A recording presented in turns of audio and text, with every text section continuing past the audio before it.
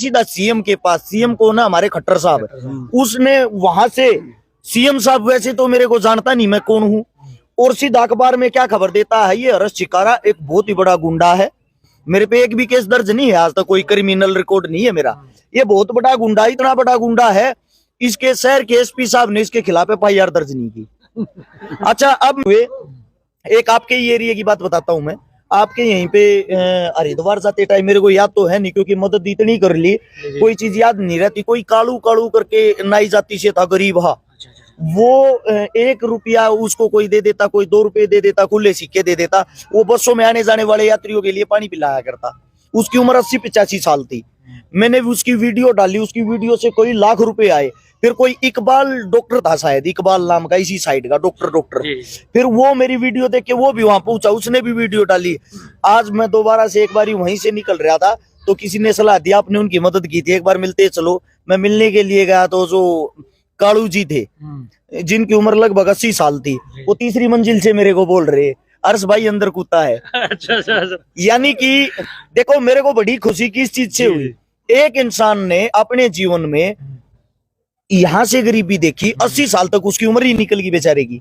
80 साल में जाके इत्तेफाक से पता नहीं मेरे दिमाग में क्या है, मेरे को देखा, मेरे को बड़ा दुख हुआ, दर्द हुआ, इस उम्र में एक इंसान इतना दुखी, मैंने उसकी मदद कर दी, मदद से वो पॉपुलर हो गया, पॉपुलर होके उसके बच्चों की भी मदद होगी, उसके बच्चों का इलाज भी हो गया, घर में ही तड़प रहे थे, खाने के लिए 2 वक्त की रोटी नहीं थी, और वो कहां से कहां पहुंच गया, वो जहां पहुंचा हुआ था उससे मेरे को बहुत ज्यादा खुशी हुई।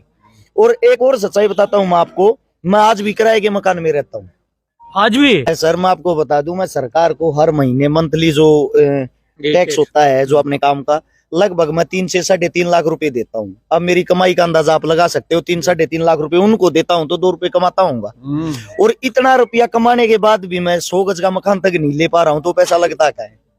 जो होती है, जो एक युवा आता है, आपकी बहुत कम उम्र है, आपके ऊपर हमने देखा आपकी साइड पर सोशल मीडिया की, आपके ऊपर एफआईआर दर्ज कर देते हैं झूठी, क्या वजह है? हिंदुस्तान के अंदर एक पार्टी है जो आजकल राज कर रही, जिसका नाम भारतीय जुमला पार्टी। अच्छा। वो क्या करते हैं, वो जुमलेबाज लोग, उन्होंने मेरे को कम से कम 20 बार ऑफर दे दिया, हमारा झंडा उठा लो, हमारा डंडा उठा लो। हमने कहा जब तक दम रहेगा, जब तक हमारे अंदर सांसें रहेगी, हम ये झंडा डंडा नहीं उठाएंगे। उसकी सजा ये है। उसकी सजा क्या है, वो कोशिश कर रहे हैं मेरे को घेरने की, कम से कम 7 तो मेरे घर अभी अभी रेड पड़ी थी, अलग अलग दवाइयों पे रेड, इनकम टैक्स की रेड, जीएसटी विभाग की रेड, बिजली वालों की रेड, मीटर लगा हुआ है, मीटर पाट लेके कि आपका बिल कम आता है, सरकार के आदेश है, दूसरा लगाएंगे। अच्छा, बिन बोले 1.5 लाख रुपए का वो देंगे कि आपने तार लगा रखे थे, मगर भाई बता दो किस चीज के लगा रखे थे, बोले वो सरकार से पूछना। अभी कल केस लगा रखा था मेरे पे, कल ही की बात है। मैंने किसी को जाति सूचक शब्द बोले हैं, इस चीज पे SC/ST एक्ट लगवा दिया। मैं गया कल, मैं वहां गया, कम से कम आप जैसे जो मेरे मित्र बंधु हो 50 पत्रकार साथी पहुंच गए, दिखाओ भाई वो जहां इसने किसी को जाति सूचक शब्द बोले हैं, बोले वो हमारे पास नहीं, आपके पास नहीं है तो आपने केस दर्ज कैसे कर दिया, उस आदमी को बुलाओ, उस आदमी के पास कॉल कर रहे हैं, आ जाओ भाई आमने सामने हो लो, यहीं पे आया हुआ ये जाति सूचक शब्द कहाँ बोल रखे, बोले वो हम अभी प्रूफ नहीं कर पाते, कहाँ बोल रखा, कहानी इसको अंदर कर दो, बाद में दिखा देंगे। इससे पहले अभी एक केस और लगाया जिसमें कल जमानत होनी थी लेकिन हो नहीं पाई, मेरे पे केस लगा रखा, मैंने किसी का प्लॉट कब्जाया है। अच्छा। सोनीपत के अंदर, दानिश भाई वहीं रहता है, जो हमारा एरिया वो थोड़ा क्राइम का एरिया है सोनीपत, जो मेरे पे केस लगा रखा है उसमें ये मैंने किसी का प्लॉट कब्जाया है और किसी को 5 लाख रुपए फिरौती मांगी है प्लॉट कब्जाने वाले पे। 16-17 मेरे साथ हथियार वाले थे, 20 मेरे साथ गुंडे थे, और मैंने बहन बेटियों के साथ बदतमीजी की, उनके घर में ही जाके मारपीट की। अब इत्तेफाक देखना एक चीज का, इतना बड़ा केस होने के बाद एसपी साहब ने शिकायत दर्ज नहीं की उनकी, वे गए हैं सीधा सीएम के पास, सीएम को ना हमारे खट्टर साहब, उसने वहां से, सीएम साहब वैसे तो मेरे को जानता नहीं मैं कौन हूँ, और सीधा अखबार में क्या खबर देता है, ये हर्ष चिकारा एक बहुत ही बड़ा गुंडा है, मेरे पे एक भी केस दर्ज नहीं है आज तक, कोई क्रिमिनल रिकॉर्ड नहीं है मेरा, ये बहुत बड़ा गुंडा, इतना बड़ा गुंडा है, इसके शहर के एसपी साहब ने इसके खिलाफ एफआईआर दर्ज नहीं की। अच्छा, अब मेरे खिलाफ वहां से एफआईआर दर्ज हो जाती सीधी सीएम हाउस से, वो एफआईआर दर्ज होगी, मैं जाता हूँ एसएचओ साहब के पास, मैं एसएचओ साहब से पूछता हूँ, साहब मेरे को वो तो बता दो प्लॉट कहाँ है जो मैंने कब्जाया है, वह जगह कौन सी, मेरे को पता तो हो, कम से कम मेरे को तो ये पता होना चाहिए यह जगह कब्जाई है मैंने।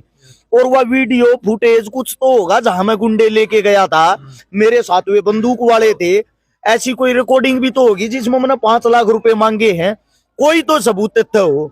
ऐसे चौसा बोले हर्ष भाई सरकार का दबाव, हमने ये लिखना था, बाकी पता हमारे को भी नहीं। मतलब कहानी ये है कि अगर कोई युवा ऊपर आता है समाज का काम करने के लिए, उसको कहीं ना कहीं जो ताकतवर लोग हैं नीचे दबाने की कोशिश करके, वही आपके साथ हो रहा है।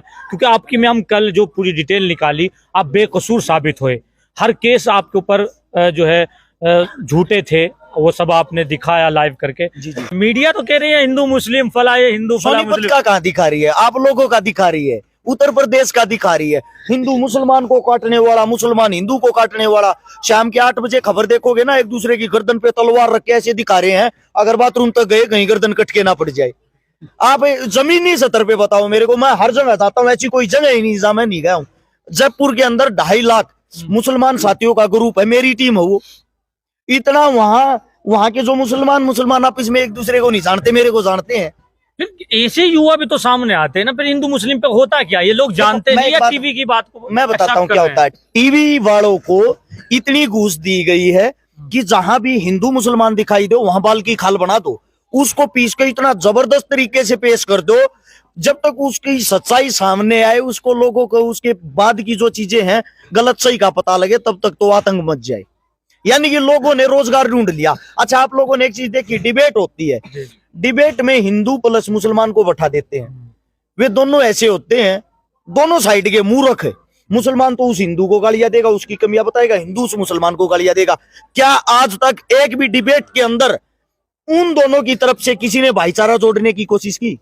क्या आपने कभी ये देखा है उन दोनों ने कभी शिक्षा, स्वास्थ्य, रोजगार के ऊपर चर्चा की हो? नहीं की ना। हमारा देश जहां कहा रहा है, हमारे देश में क्या 2 ही मुद्दे हैं, हिंदू मुस्लिम, किसी की किसी के साथ लड़ाई नहीं। देखो एक बात देखो आप, हिंदुस्तान जिस वक्त गुलाम था, इंडिया गेट के ऊपर आप जाना, मैं कहता हूं पर्सनली तौर पे एक बार जाना, वहां पे नाम पढ़ने शुरू करना, शहीदों के नाम लिखे हुए ऊपर से नीचे तक, वहां आपको हिंदू का भी नाम दिखाई देगा, मुसलमान का भी नाम दिखाई देगा।